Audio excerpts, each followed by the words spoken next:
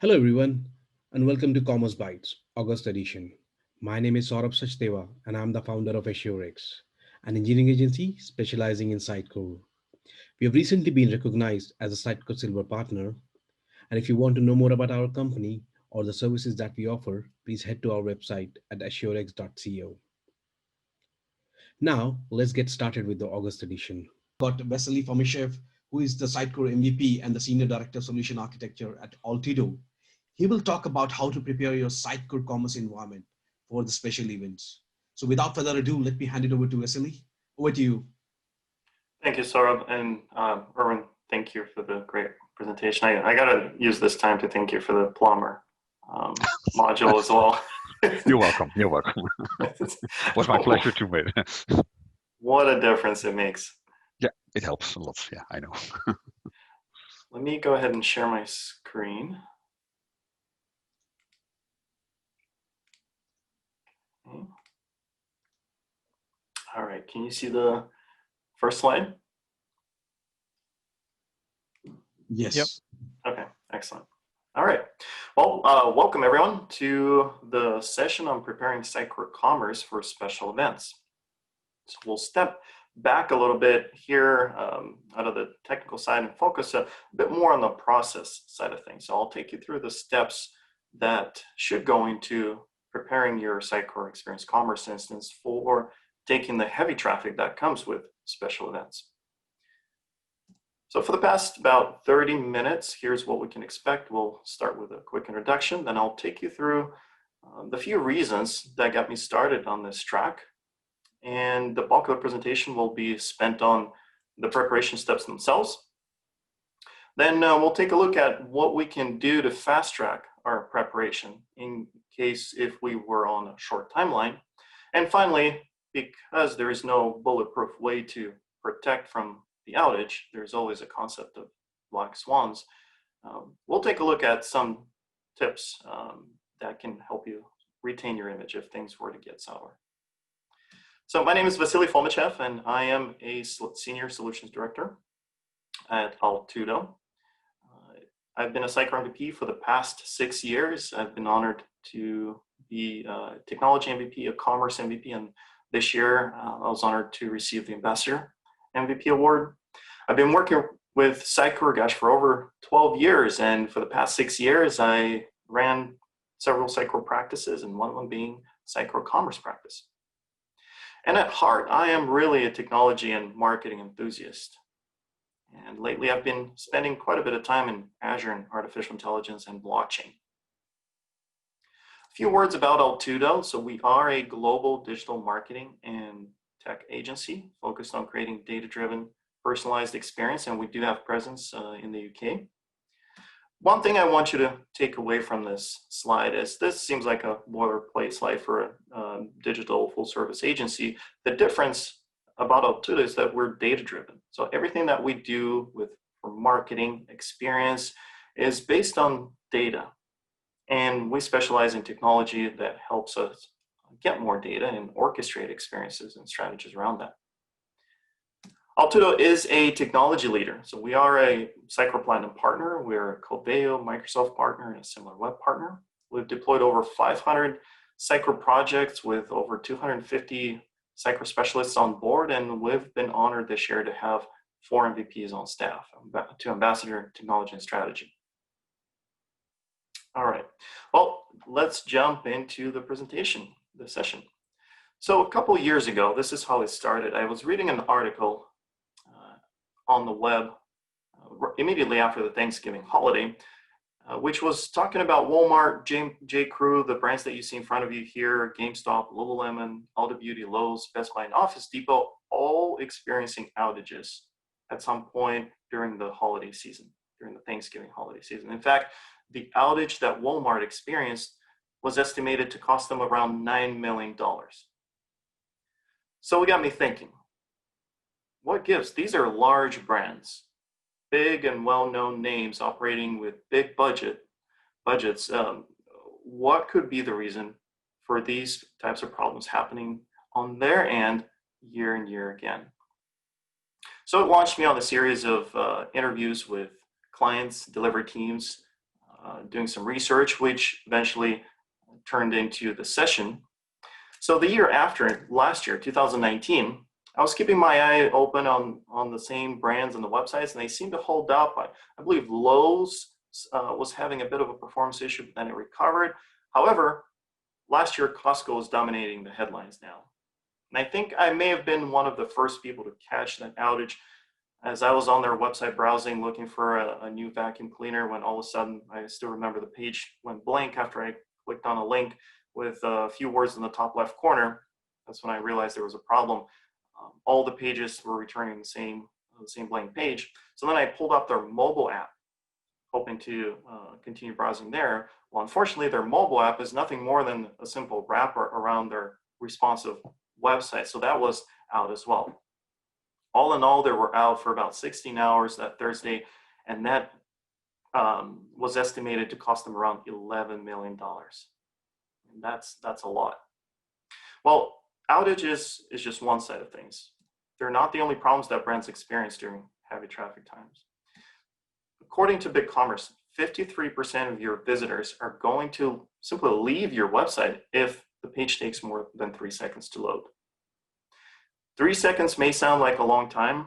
However, I challenge every person on this session, after the session, pick a few critical pages on your e-commerce website and measure the time it takes to load that page from beginning all the way to the end.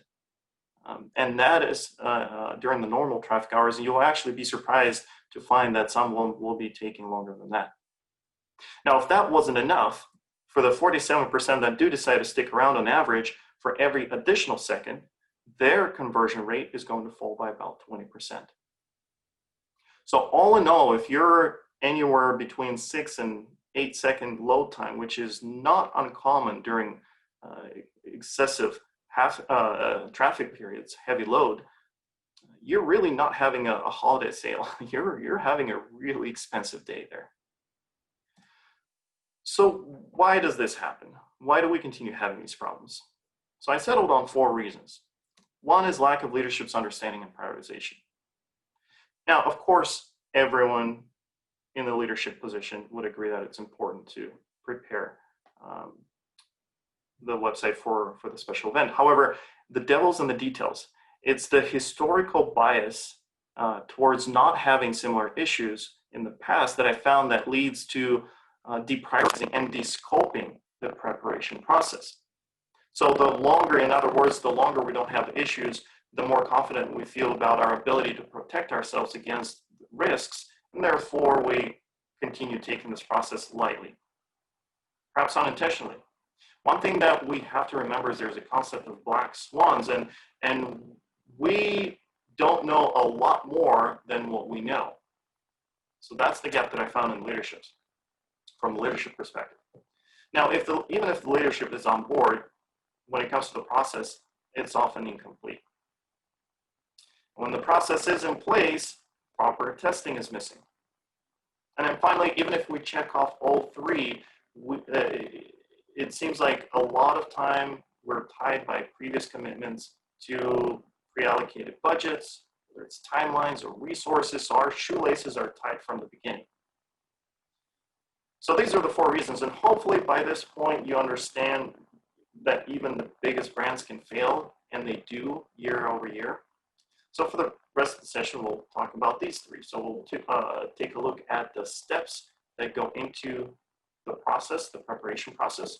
We'll take a look at the type of testing that you want to perform on your Sitecore Experience Commerce instance, and what you can do to accomplish all that in a shorter period of time than ideal if you were short on, let's say, time or even resources or budget.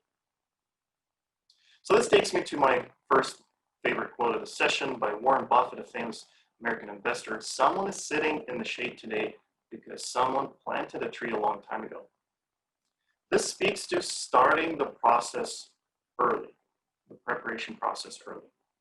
Here you can see 11 steps that I recommend including in your preparation plan. So from creating a plan to reviewing and learning, if you haven't been through this process entirely in the detail that we're about to go through, I would recommend allowing yourself 2 to 3 months to get through it the first time around. It might seem like a lot of time and an unreasonably excessive amount of time.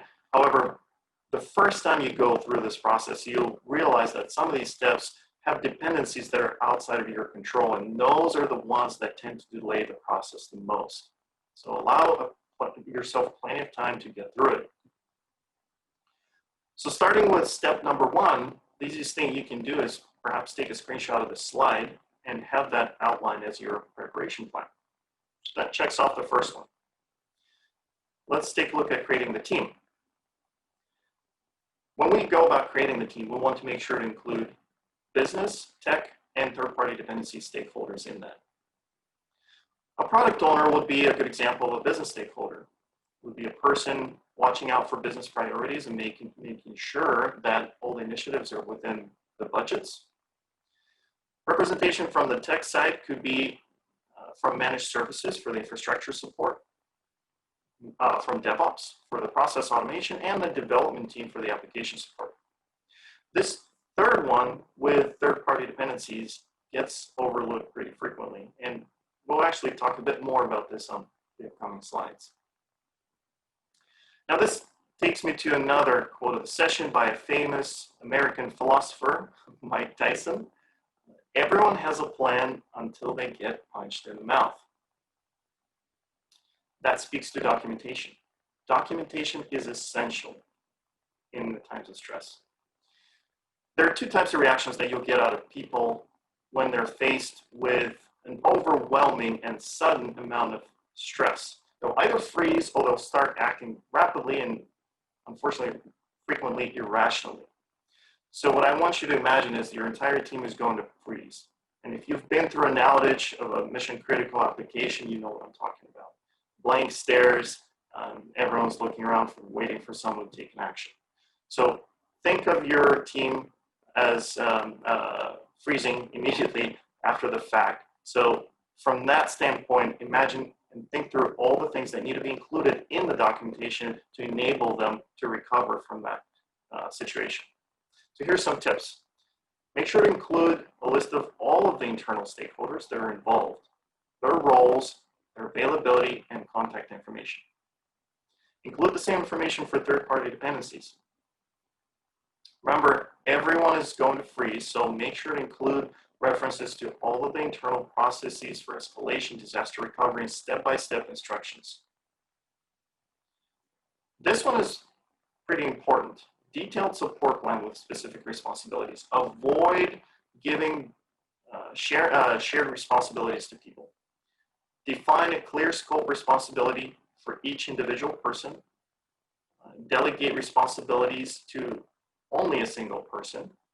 Make sure that every individual is clear on where their scope of responsibility starts and ends, because we cannot afford any misunderstanding, miscommunication, or gaps in responsibilities. You know, it's the bystander principle. If you address more than one person, nothing will ever get done, right? So that's what we want to avoid. And finally, include a list of risks and their potential impact. We'll touch on that in the upcoming slides more. The reason why you want to do that here is this would be the list of risks that you won't have time or resource or business justification to address before the event. So even though we can't formally address these risks, it's important to communicate them to the team. So even if they can't prepare them formally, they'll be able to at least start thinking about those things and prepare themselves for those things mentally and be better positioned if those risks were to materialize. So once we started documentation, the next thing that we want to do, and we want to do this as early as possible, is to engage with third-party dependencies. Well, there are 2 types of dependencies, internal and third parties. Internal are generally easy to work with because they're within our companies. Those are usually our coworkers from other departments. And when I say dependency, it could be a person, a group, an application, a service, anything that our Experience Commerce instance depends on for proper functionality. So why do we want to engage with dependencies? Well, they can actually help us in the preparation process. So if we take Microsoft Azure as an example, Microsoft can give us a dedicated technical account manager who can help us with capacity planning, support during the testing period, or even set up an entire war room, an operational war room with additional resources on standby during the event, ready to jump in and help out if something were to happen.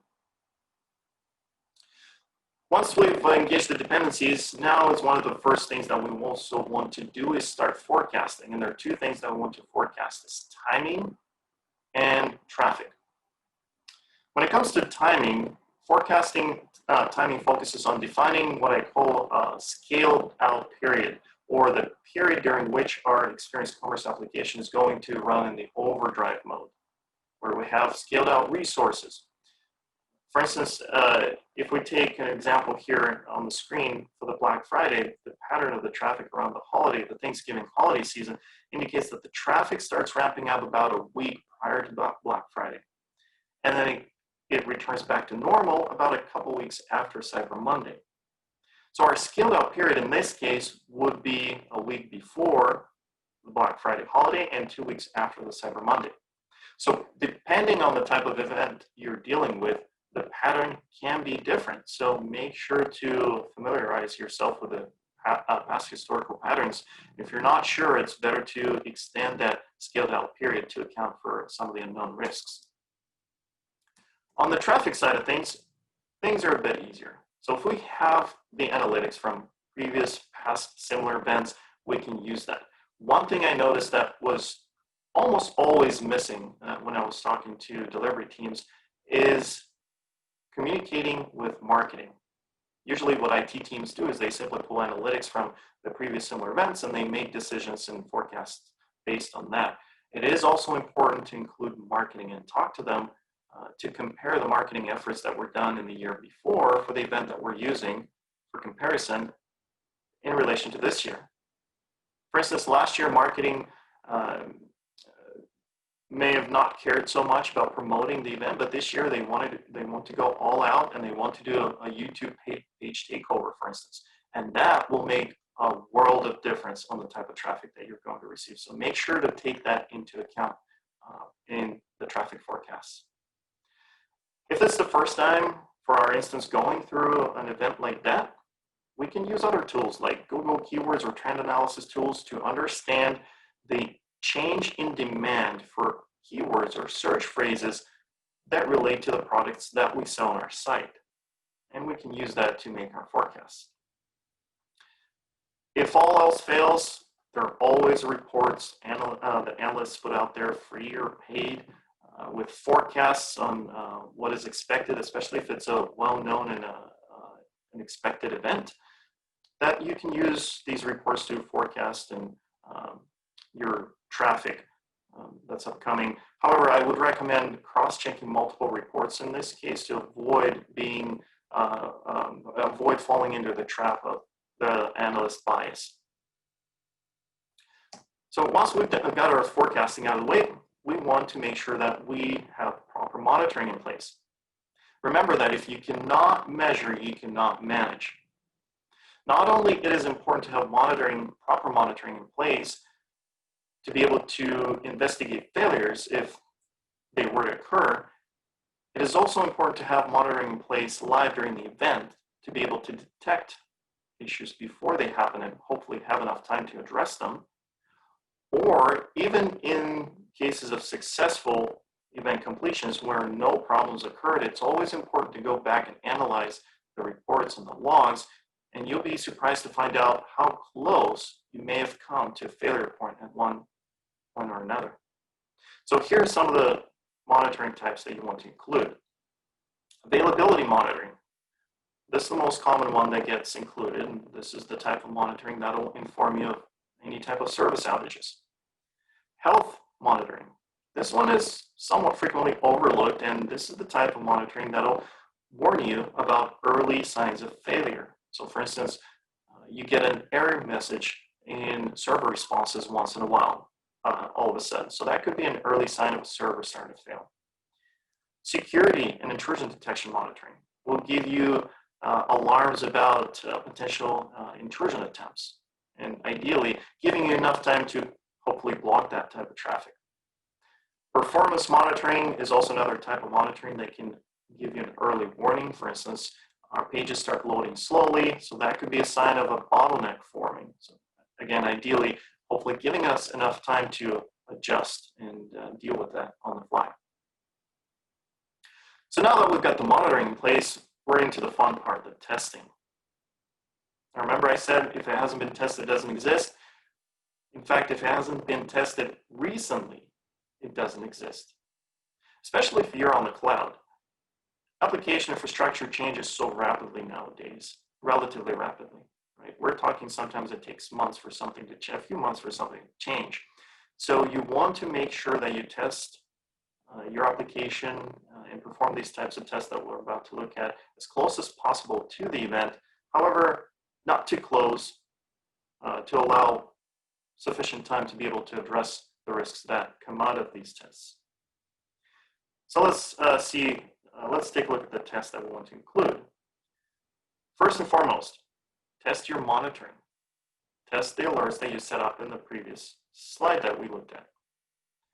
Frequently, what we see is we set up monitoring and we simply rely on it working. And if we don't hear from it, we treat it as a good sign. That could also be a sign of that alert simply not working. So make sure to test your alerts. You do not want to find out about your website being out from social networks, as I've seen a couple of times happen. Not only it is embarrassing on the tech group, it puts the entire brand in bad light, especially if it's a high visibility event. Test your disaster recovery. This one gets overlooked as well. Most frequently, testing focuses on the application itself. However, you want to test the disaster recovery as close as possible to the special event to make sure that all the steps in the disaster recovery manual are still relevant. Because that checkbox in the UI, let's say on Azure, that was recorded as a step about half a year ago may not be there anymore. So you don't want to find that out during an outage. Load testing is usually what gets done, so make sure to keep doing that. But also start stress testing. This one gets overlooked as well. What I recommend is actually stress testing during the normal and the scaled setup.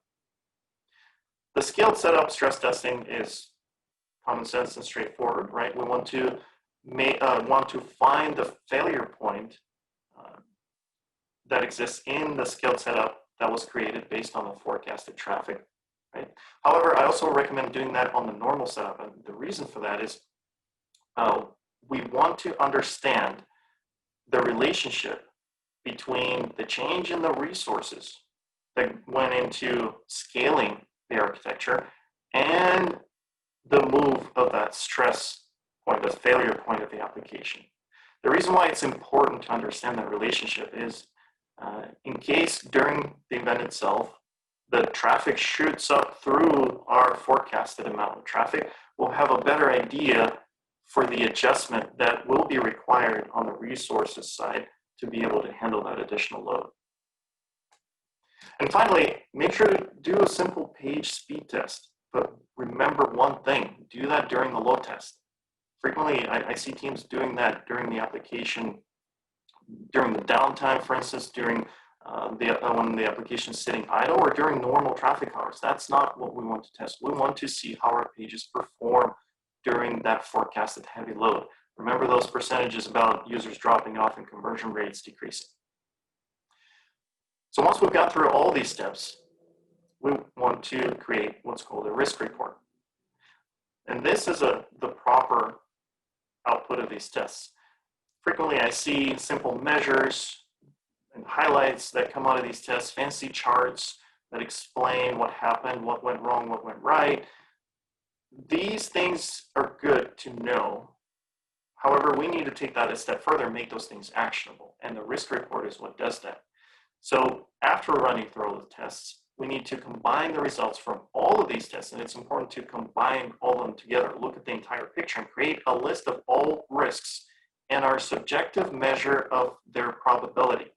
So whether it's an architect or a tech lead that's leading this effort, they'll need to use their judgment to put a subjective measure of probability against each risk item. Now, this is starting to become actionable. So one thing that we also have to remember is that not all traffic is going to be good. So we also want to review our security and add additional items to our risk report from there. Here's some statistics on holiday traffic, for instance. So there's a 20% increase in bot traffic, normally on average, 23% increase in simple, unsophisticated attacks. Well, the good thing that they're simple and unsophisticated, the bad thing is that 64% of them come from the same region as your website, or will be coming. So you can't really block them. And then as the icing on top of the cake, during the holiday shopping period, the distributed denial of service attacks, and these are the attacks that aim at bringing your application down, increased by 129%. So what can we do to mitigate some of that bad traffic, block that off? So here's some low-hanging fruit. If you're on Azure, consider using the app service environment. So this can provide some isolation protection for your network. However, it does come with a steep price tag, and there are some caveats around Sitecore here as well. If you don't have a web application firewall in place, or a WAF, add it. These are the appliances that aim to detect malicious traffic and block it, and they've gotten pretty good with artificial intelligence in place nowadays. Perhaps one of the lowest hanging fruit items is simply enabling Sitecore bot detection. Sitecore has come with bot detection in place previously, but the later versions added another type of bot detection, so enable that to offload stress from the XDB. So what can we do about intruders? Well, here's some, again, low-hanging fruit here. Once we have the monitoring in place set up for intrusion detection, consider having a dedicated person or a team watching that live during the event, and try to detect those attempts early on and block them. Block the outdated user agents in browsers. Modern applications and the websites we build nowadays are only tested in the latest or a few of the later versions of the browsers. We no longer test them in older versions. And what can happen is when this application is used in an older version of the browser, it could have an unexpected behavior that would either expose additional information about the application, or it could expose a loophole. So simply block all the outdated browsers. There's no reason to support things like Internet Explorer 6 anymore. Monitor traffic for increased failed validation of gift cards, credit card numbers, or failed login attempts. These could all be things or early signs of brute force attacks. Try to block them right away. Finally, perhaps the easiest and the lowest hanging fruit is block DigitalOcean, GigaNet, OVH hosting, or Chupa LLC data center traffic completely during the event. These are the data centers that have shown time and time again to be sources of attacks. So now that we've added some of the security risks to our risk report, it's time to start deciding how we're going to approach each individual risk item. So what I recommend doing is taking the objective approach, comparing the cost of addressing that risk to the cost or to the amount of the potential loss to the business. So the cost of addressing the risk would be a simple addition of all of the costs of the time and material, licensing, overhead, everything that would go into addressing the cost or addressing the risk. And then the potential loss of the business is a simple multiplication of that subjective probability of the risk occurring from the risk report by the maximum loss to the business that risk item can result in. So now that way we have two objective amounts that we can use to compare. And based on those two amounts, we can decide to either accept the risk, mitigate the risk, or remove the risk. So we would want to accept the risk if the cost of mitigating or addressing the risk exceeds the cost of or the potential loss to the business. On the flip side, we would decide to mitigate the risk if the loss to the business exceeds the cost of addressing the risk. As an alternative, of course, we can also remove the risk altogether. Here's an example with, for instance, analytics, use case with analytics delaying the page load, which is frequently the case. If we, let's say, decide to accept the risk, in this case, business would accept the risk of potential lower conversion rates because of the higher page load speed in return for continuous analytics on the website. If we decide to mitigate the risk, that means the business decided to address the risk partially, or at least reduce the risk by, in this case, would be removing some of the analytics off the website, maybe perhaps keeping just the critical KPIs. Now, if we want to remove the risk altogether, we'll pull the analytics out completely. In this case, the business would made a decision to avoid risking lower conversion rates, and they're willing to sacrifice their metrics or the measurement of their metrics for that time period. So now that we have a decision on each risk item, now it's time to actually prepare on the technical side and start addressing these risks and tuning the application for the special event. And when that's done, we're ready. But the process isn't finished yet. Like Steve Jobs says, there's always one more thing to learn. So we always want to review and learn. It may sound like another cliche, but here are a couple statistics here on the right. According to LinkedIn, there's a 14.9% annual turnover ratio in tech.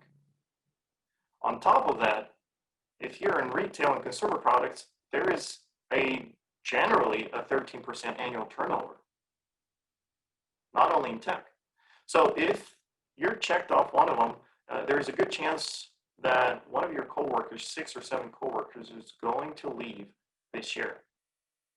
And with them, they'll take all the knowledge and experience that they gained from going through this process. So you want to retain as much of that as possible. So record and document your measurements, look and investigate anomalies, go back and review the analytics, the monitoring that you had in place, even if nothing went wrong, and look for anomalies. Remember, there's a lot more that we don't know than we know. So we always want to investigate and learn based on traffic and see what else we can uncover and be prepared better next time. Perform retrospectives. And of course, investigate failures. So as you can see, the process is pretty involved, and it takes a long time to go through it properly. So what can we do to get through the entire process on a shorter timeline? Let's say if we only had a few weeks at our disposal. Well, do not remove any of the steps. Still follow the same process. You do not want to increase your risk. However, what you can do is optimize some of these steps. And the optimization that you want to perform should include a good mitigation between increase in speed and increase in risk, right? So for instance, I bolded here some of the steps that can be optimized. For instance, creating a team, create a lean team. Smaller teams move faster, make decisions faster, so they'll be able to get through the process sooner. Documentation. Avoid reinventing the wheel. If there's documentation in place, simply reference it. Create shortcuts. With engaging dependencies and step number 8, securing the application, try to outsource it as much as possible. There's, of course, the law of diminishing returns that it states at some point it stops being efficient to outsource, whether it's financially or from the scheduling perspective. So try to get to that point as close as possible. Testing, run tests in parallel. And when it comes to addressing risks, try to remove the risk. Prioritize removing the risk, because that sometimes takes less effort than mitigating the risk. So like I said before, there is no bulletproof way, right? And we know a lot less than we don't know. We have to keep that in mind. There's a concept of black swans that's always there. And black swans are those things that we do not know or not aware of, did not think about, or do not expect. These are highly unexpected events. And these are the things, what I'm talking about here is getting in a car wreck on the way to work during the special event. Forgetting your keys. These other things. There's so many other risks that exist out there that we don't think about when we think about the preparation process. So there's a lot of things that are outside of our control. that unfortunately can still result in the application outage. So here's some tips that you can do to keep your image in the face of a website outage or a failure. If you're in multiple regions and countries, redirect traffic to that region, especially if it's in the same language. You want to focus on retaining that traffic. Don't lose it. If you have an application or development team on standby, see if the team can shut down the problematic part, the bottleneck part of the website, and at least bring the rest of the website up. So it's better to have something up than nothing at all. Again, remember, try to focus on retaining that traffic. So instead of showing an error page or a clever or humorous error message on the page when the application goes down, ask and refer your visitors to call your customer service. Again, retain that traffic. And realize that you're creating an inconvenience for your users. So provide an incentive. Show empathy towards your users in the form of some kind of incentive, and they will thank you for that later. And that takes me to the end of the presentation. If anyone has any questions, feel free to ask them now, or feel free to reach out to me on social, on Twitter, LinkedIn, or through altudo.co or cmsbestpractices.com.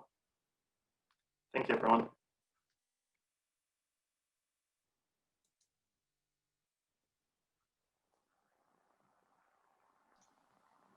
Thank you, Vasiliy. It was really great, actually. Yeah, kind of very enlightening. So what do you see, like, how much pushback do you see from the top management? Because, there's an investment involved. And like you rightly pointed out, we need to evaluate the cost of development or cost of investment in all those activities against the cost of losing out the business. So that's one of the arguments. But again, like I've seen a lot of implementation not going through that process. Like they always think of that, but they never do it. So what would be the right message to pass on to the management? Well, what I like to do is translate things into dollars for business stakeholders and leadership. Speak in the language that they understand.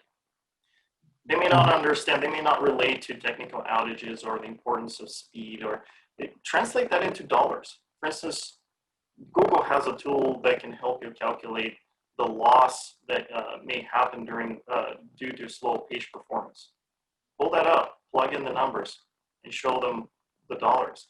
Translate those risks into the dollar amounts, and now they'll start adding things and putting things together. Now you're talking their language, and now it starts becoming a priority for them.